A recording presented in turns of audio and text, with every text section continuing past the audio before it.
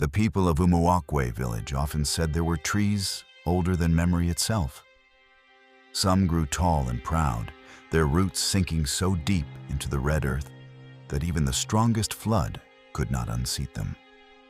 But among them all, one tree stood apart, the great Ukpaka tree at the edge of the village.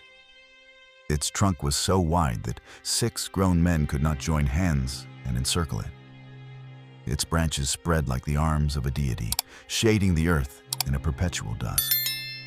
Children were warned never to play around it.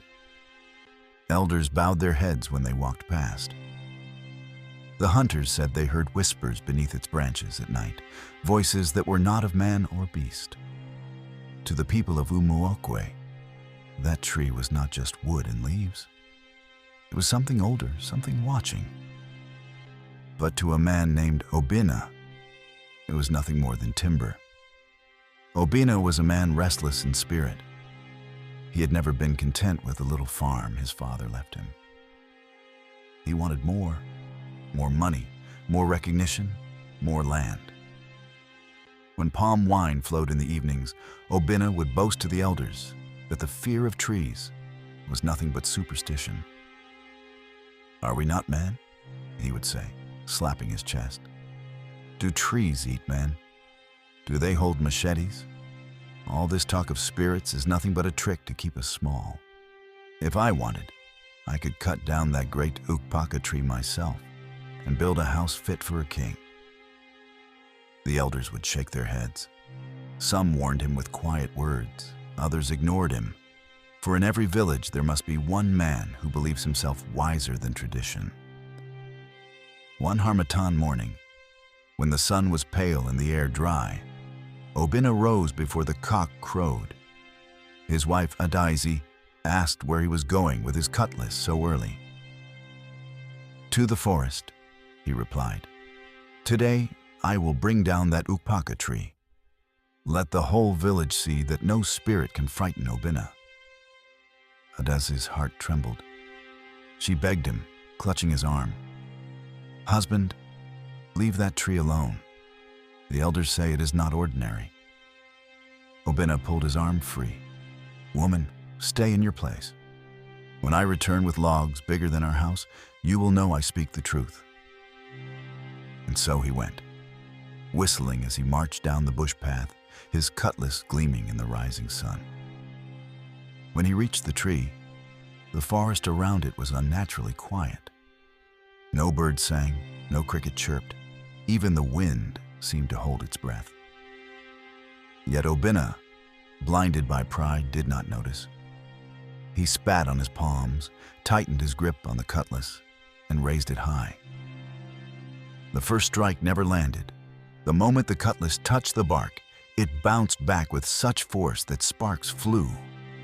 Startled, Obinna staggered but steadied himself. Thought perhaps his aim was poor. Again he raised the cutlass, this time with all the strength in his body. Whang! The blade struck the trunk and rebounded violently, tearing through the air. Obinna's hands burned from the shock. His heart beat faster, but his pride would not let him stop. "Tree, you will fall today," he shouted. He lifted the cutlass a third time. This blow was heavier, filled with all the stubbornness in him. The instant the blade touched the tree, a sound like thunder cracked through the forest. The cutlass flew from his hands and landed on the red earth with a dull clang. Before Obinna could cry out, a strange wind rose from nowhere, swirling around him. His eyes widened as the ground beneath his feet seemed to sink. His body trembled, and in the space of a heartbeat, Obinna vanished, swallowed by the air itself. All that remained was silence, the fallen cutlass glinting beside the tree roots. When Obinna did not return by nightfall, Adaiz ran to the elders. A search party was gathered, their lanterns glowing like fireflies as they walked into the forest. They found the cutlass lying untouched on the ground. But of Obinna, there was no trace.